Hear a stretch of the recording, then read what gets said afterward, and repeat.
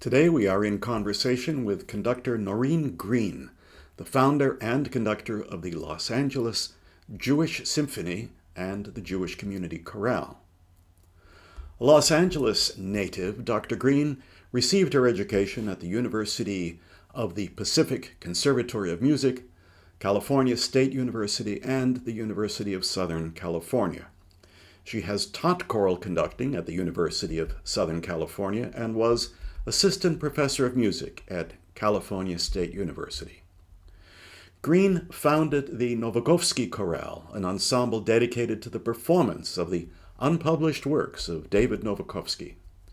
And from 1994 to 2013, she was music director and conductor at Valley Beth Shalom Synagogue in Encino, California.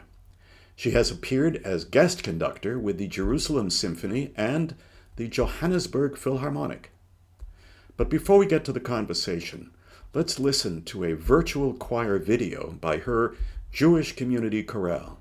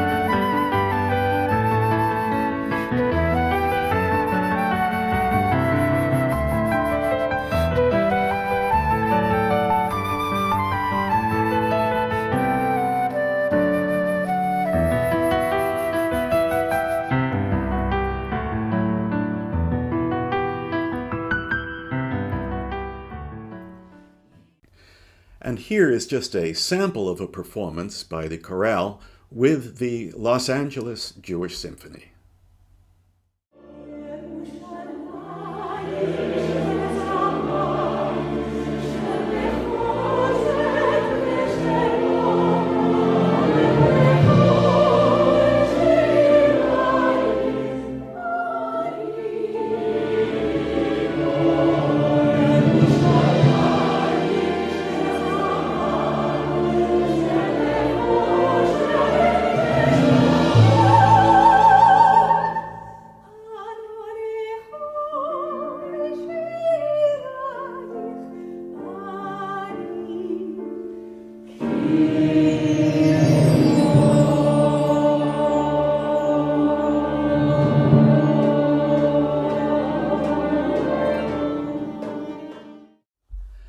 Okay, we are delighted to be here today with Noreen Green in conversation. Welcome, Noreen. Thank you, Josh. It's so good to be here Great. from coast to coast. That's right, from sea to shining sea. Let's get started from the beginning. How did this all get started? What got you interested in music, in Jewish music, and for us, specifically in choral music? Well, I grew up in the Makela with Cantor Michelson at then it was called VJC, VJCC, and now it's at .rel. So after my bat mitzvah, Cantor Michelson corralled me into the choir, and just about every Friday night I would sing, and I was one of the soloists. And then we had Israeli dancing afterwards. It was so wonderful as a teenager to have that part of my life. I was also, of course, singing in the choir at school, and I was the accompanist. And so that's really what started my whole connection with music of the Jewish experience. And it was through music that I felt my Judaism. That's how I expressed it. Then I went off to college, and got a degree in music education. And while I was there, I taught at the temple, the Sunday school. I taught music, make a little money, And then I got home and I got a job in a Catholic high school. So that was quite interesting. Prop 13 had just happened, which on the West Coast just decimated all of music education. So I was able to get a job in a Catholic high school, and I always had a Jewish piece of music in all of the concerts. Um, but then about the third year, I couldn't sign the contract anymore because the first line of the contract is, "You shall teach the teachings of Christ above everything else." Uh-huh. And when you're first out of college, you're just happy to get a job. As my father said, you have a job in music, you should be very happy. Mhm. But by the third year, I couldn't do it anymore. I had been back in LA, and a friend of mine, Neil Brostoff, you probably know Neil, had the Jewish Music Foundation, and Cantor Farid Dardashti was looking for a music director at his temple, Ramat Zion, and he suggested me. So I got a job being music director at a synagogue and conducting choirs there. And I also was a music teacher at Heschel Day School for the kids, and we put on shows. And so my Jewish music love for Jewish music kept growing and kept growing. And I decided I wanted to go back and get a master's and a doctorate, which I did, and always incorporated Jewish music in every program I did. I, for 10 years, taught at Cal State Northridge, the women's choir, and I always had a piece of Jewish music that I would program, the repertoire. And then at USC, when I was looking for a treatise for my doctoral work, I have a DMA from USC. It just so happened that I went to see a concert of the music of David Novakovsky, Mhm. put on by Roger Wagner. And I was floored because this was now the first time that I heard music, orchestral music and choral music, because it was a big orchestra and choir. And I was blown away. And I asked the grandsons if any book had been written about the Novakovsky story, and it hadn't. So that became Quite a my doc. story. Quite a The story, whole the Novakovsky It's story. quite a story. Yeah. It's like a Hollywood movie. Right. How they hid the manuscripts, and Right. and Dug them up so after the war. Yeah. right, it dug up after the war, and everything was intact, and he was on Hitler's hit list. And I mean, it's a great story. So that was my doctoral treatise, and as part of that, I did 3 or 4 editions of his music, Mhm. and then I went on to do 9 editions, and that were published by Laurendale.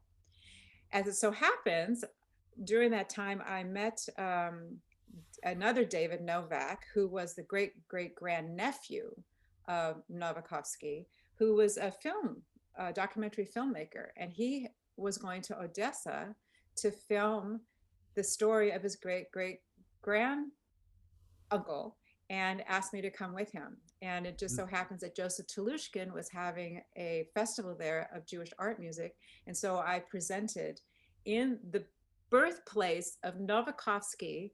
It was amazing, Josh, about David Novakovsky, and nobody knew about him there because all of his manuscripts left at the revolution, 1917. He died in 1919 and everything left in 1917, or the other way around. Uh, anyhow, so here I had the opportunity to come to Odessa and see the Brody Synagogue where Novakovsky was the music master with Cantor Minkowski.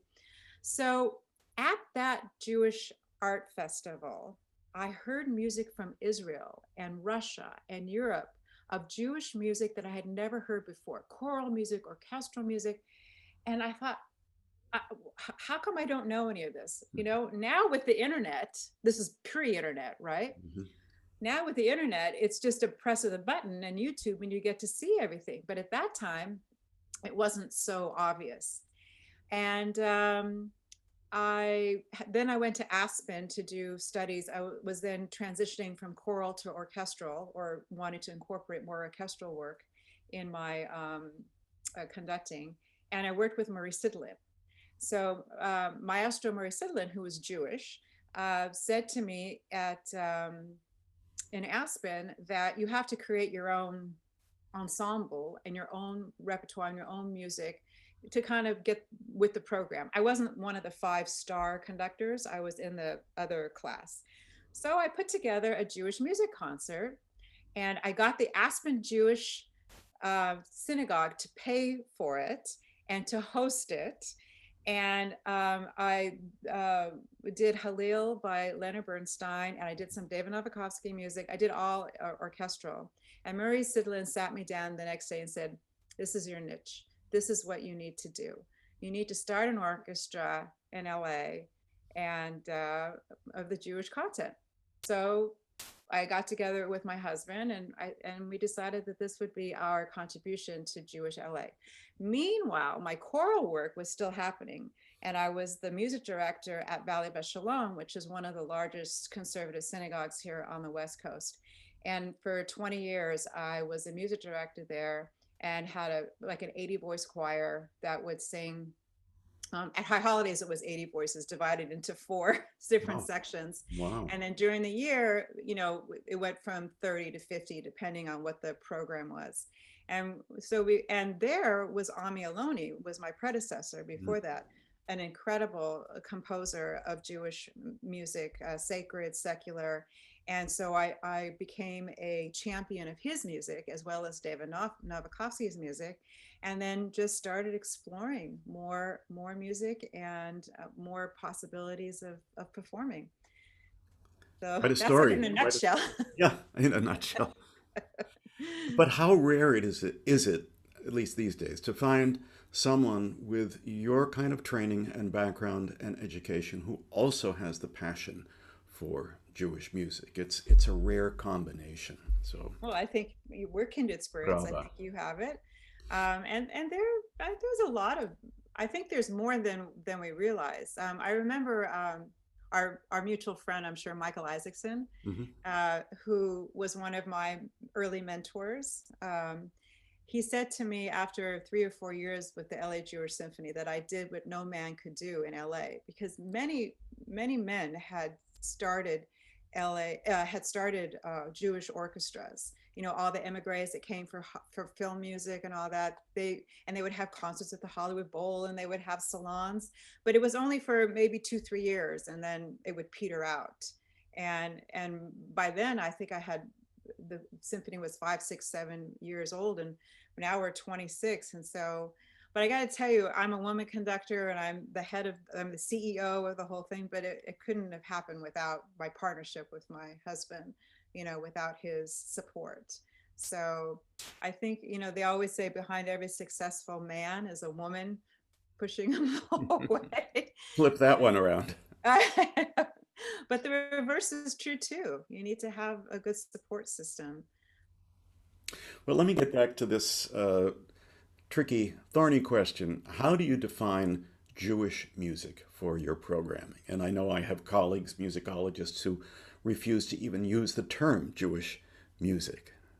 Well, I call it that we perform music of the Jewish experience. And that way it's more global and more encompassing. Okay, it's not the religious aspect, it's not the cultural aspect, it's not if it uses the mode or the nigun of a Jewish, it's about the experience. And if the composer relates it to something Jewish about him or her, or if the composer is not Jewish, like Mhm. Shostakovich from Yeah. Jewish folk poetry and Prokofiev on Jewish uh, on Hebrew themes, it still has a Jewish experience attached to it. And so that's how I define it in a very simple phrase. Do you make an effort to program music by women composers? Absolutely. So one of the things that Murray Sidelin said to me when I um, started this journey of the LA Jewish Symphony was to have a 5-year plan when I was starting out, have a 5-year plan and be sure not to repeat any music in those first 5 years. No. That was Mhm. his suggestion to me. And so when I started exploring music, one of the places I went to was Israel to look at composers from Israel. And one of the composers who I first fell in love with was Tzippi Fleischer, Mhm. and did her Girl from Luminette. And it was actually a choral piece that I did of hers, a very avant-garde piece. And that's how I was first introduced to her. I conducted a choral piece for the Jewish Music Foundation. And so that was the first one. And then Mayor Warshauer, which I think she's a friend of yours and was also an interviewee. She wrote a piece called like Streams in the Desert. Mhm. And it was about all the Jewish different streams that came together. And that kind of struck me. So those were the first two women composers that I really knew about. Of course, in the pop genre of Jewish music, Debbie Friedman was just starting to become, a name. Um, but as far as classical composers, there wasn't that many to look at that time. Um, it just so happens that in Aspen, at that same um, summer, I met a woman, Andrea Clearfield, and she was Jewish, and she was working on big score, and she writes for orchestra, choir, and she's now a very well commissioned and sought after composer. But at the time, she hadn't really done a big orchestral piece. So we talked about, and so I always wanted to do a piece based on Murray's recommendation that had a woman composer conducted by a woman about the women of the Bible. So that's how the Women of Valor came into being. And it's 10 arias of different characters from the Bible: Sarah, Leah, uh, Rachel, Miriam, Hannah. There's a whole bunch of them. And then the women of the Eshe Chayil is the recitative, is the text that's the glue that brings these 10 arias together. And I premiered it in 2000. And then just in 2016, we actually did a professional recording of it. So it's sung by Jewish women, Hila Plitman and Rinat Shaham, composed by a Jewish woman, and narrated by Tova Feldshuh on the recording. The first narrator was Valerie Harper, who everybody thinks is Jewish. She's not around anymore, but she was great. But I had to spoon feed her the Hebrew text. It was very funny, and conducted by a woman. So I fulfilled my kind of dream to do that. And then as far as choral music, um, we Sharon Farber is someone who we're close friends with, and she has written a lot of choral music. And I perform her music. Michelle Green Wilner is a transplant from Toronto here in LA, and she was like us. She was the Jewish choral music person in Toronto, and had big choirs and everything. And then she moved to LA, and she sought me out, and we became good friends. And I commissioned her for some choral and orchestral pieces. Maria Newman, yeah, I've done choral pieces and orchestral pieces by her. She is from the dynasty, the Newman dynasty of film music. Alfred Newman is her father. Dun, da, da, da, da, da, da, da, da, dun, da, da, da. And she's the classical composer, like Tom and David and Randy, her cousin, are the film composers, but she's really the classical composer. And so that's what I've been doing, seeking out Jewish women composers. Wonderful. I mean, you mentioned that to find, at least in an earlier period, music by or Jewish music by women composers was rather rare. I would say perhaps even rarer were women conductors. And I'm wondering if you found any resistance in school or later in your professional life from the male establishment. Well, choral conductors are more, you find more women with choral conductors. Um, so I didn't have any problems with that. Obviously, I couldn't conduct in an Orthodox shul. So there were times where I was asked to conduct, uh, or the cantor wanted me to conduct, and they ixnayed it. The temple would say, no, we can't have a woman on the bima.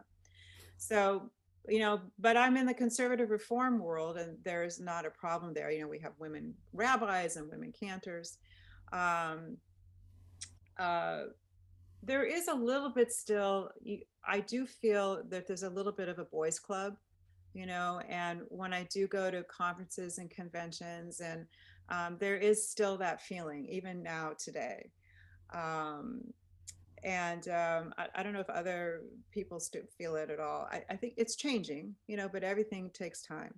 As far as orchestral conducting, that's a whole other ballgame, because 26 years ago, there wasn't hardly any women, heading orchestras. Joanne Fletta was like the only one, and she had the women's orchestra, Joanne Fletta. But I was very lucky to have women mentors at school and colleges. And one of those mentors was Beverly Grigsby, who was my history teacher, and she was an opera composer.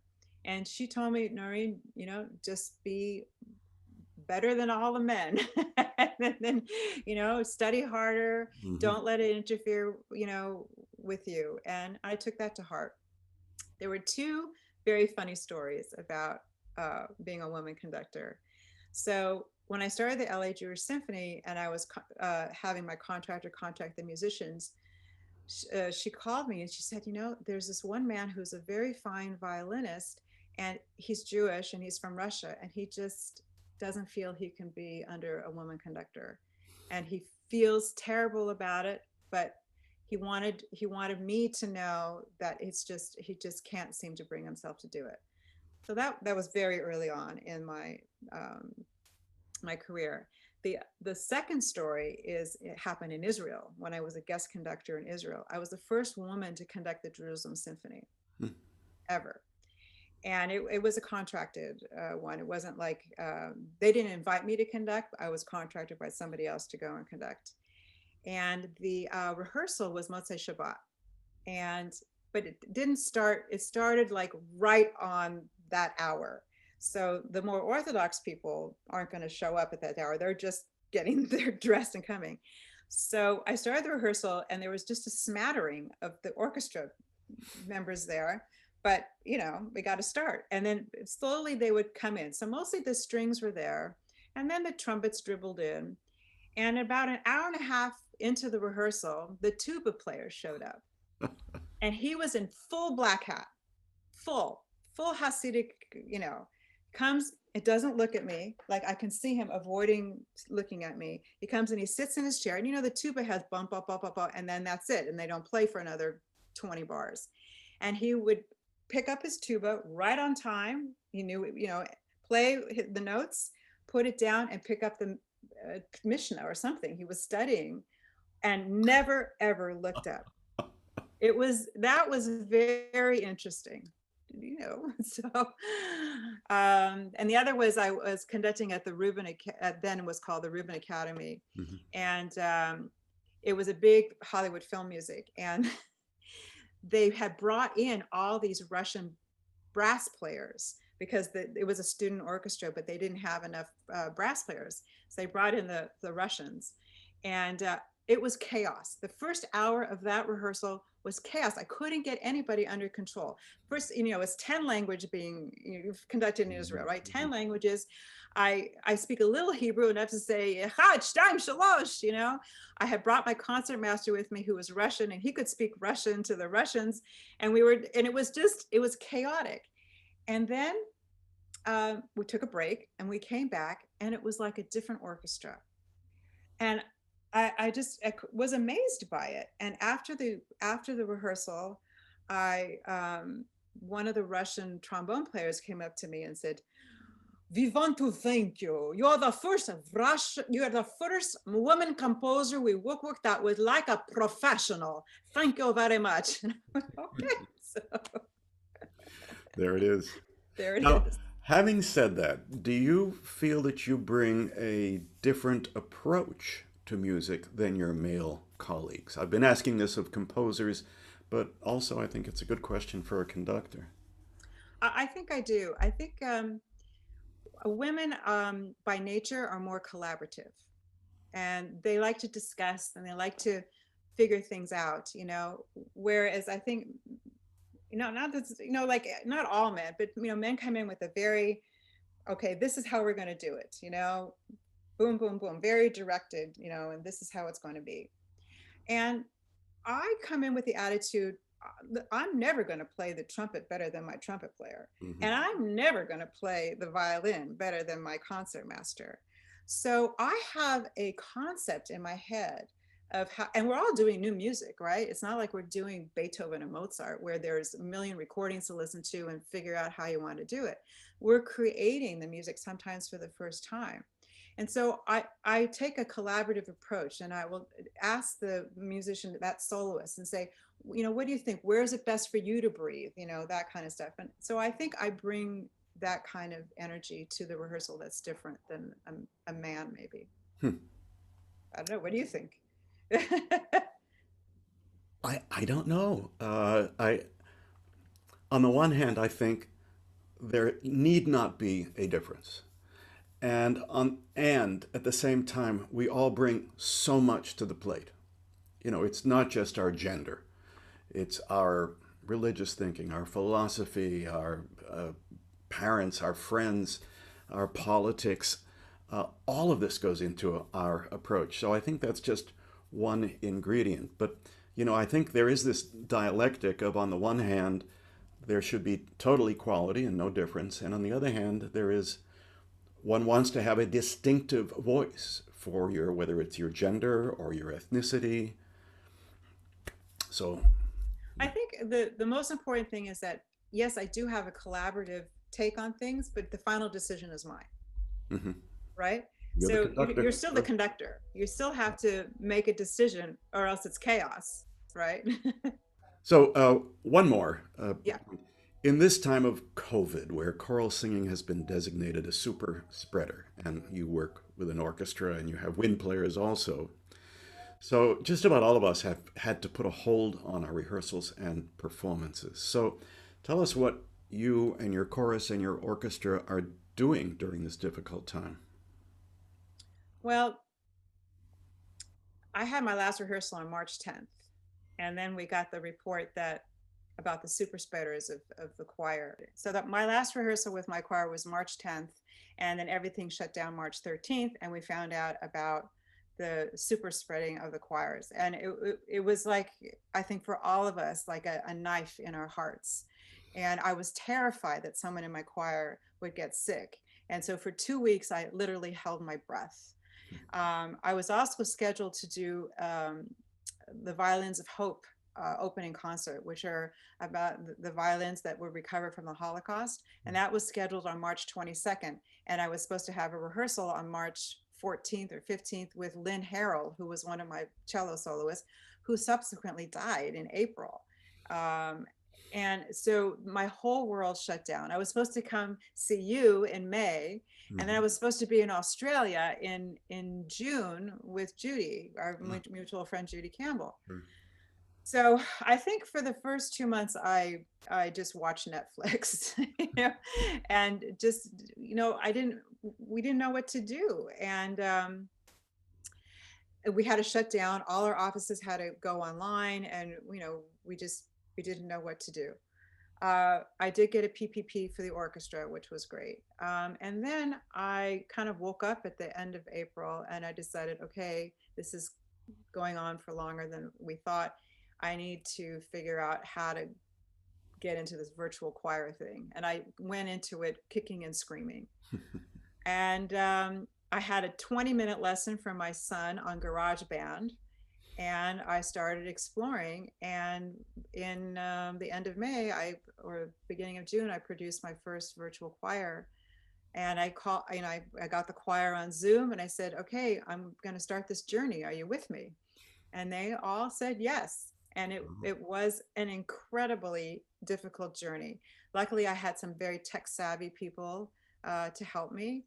And I did my own mixing and editing for the first one. And then it wasn't to the level that I was comfortable putting out there. So I sent it to a friend who was in the master chorale, and he did the editing. And then so now he's my audio engineer. And I've done like 10 videos now. Wow.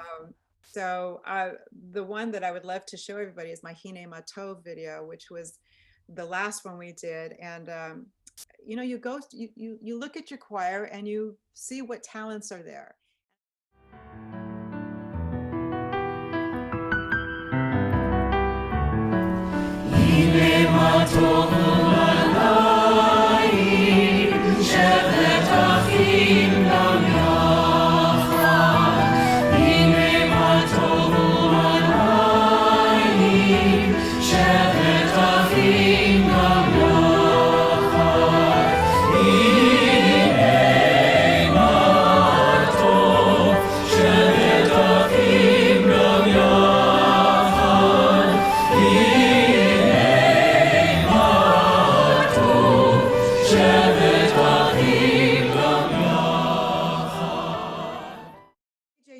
Which was my choir, the American Jewish University, shut down, and they couldn't handle the virtual choir. So we created the Jewish Community Chorale under the auspices of the LA Jewish Symphony. So now, I have a choir and an orchestra under the auspices of the LA Jewish Symphony. The board of the LA Jewish Symphony was very welcoming and said, yes, let's bring the choir in. And so now I'm working on a Hanukkah program with about 10 to 12 members of the symphony, and my choir. We had our first Zoom last Tuesday. I've got 42 people in the choir. I have 8 new people. It's from Toronto, from all over, right? Because we can all be together on Zoom. That's the silver lining. Right. Right. But the technology is just, it's tough. I mean, I don't know about you, but for me, my energy comes from the performance, where you're like the conduit between the choir and the audience, and you feel the energy running through you. There's nothing like it, right? Yeah, right. Nothing like it. But you don't have that now. So here I'm working in this box, and I have all these people in the box, and I come up, and finally it's at the point where I say, that's it, I love it. I want to share it with. Right. Right. So I drag my husband and come, look at this video. It's like the late night comedians who, when this started, they didn't know what to do for their timing, after they made a joke. Right. What's happening? Right. So that's what I've been doing. And so we're going forward with some virtual choir and incorporating members of the orchestra. It's in LA, we're still in the purple level. So it's very difficult. We can't. Well, I think my takeaway from all of this is that we're all, struggling to kind of figure out what to do. And they say that during times of trouble, creativity rises. And so I just want to send a message to people out there that are struggling, or that are having, trying to figure it all out, is to be creative. If you are not singing in a choir, maybe to find a choir that can at least keep you singing. What I have found is that it's almost like a lifeline for a lot of my singers to have that weekly check-in and to have that weekly ability, and then to see a product again. And of course we all want to be in person again, but until that day, to really reach out and try and find an outlet for your own creative and your own soul. And for us, it's music. For some people, it might be an art class or whatever. But that during this time, we really need to find things that nourish our soul. And if anybody's interested in the LA Jewish Symphony, we do have a website. We have recordings out there, the Women of Valor recording. I also recorded the Jacob and Rachel Ballet by Eric Seisel. And the Jacob and Rachel Ballet is just a gorgeous piece, and I premiere that. And just to keep the faith, that we're all going to be back singing again soon. Beautifully put. Well, thank you so much for talking to us. Always a pleasure, Noreen. Thank you. Thank you, Josh. I wish it was in person, but this is the next best thing. Next time.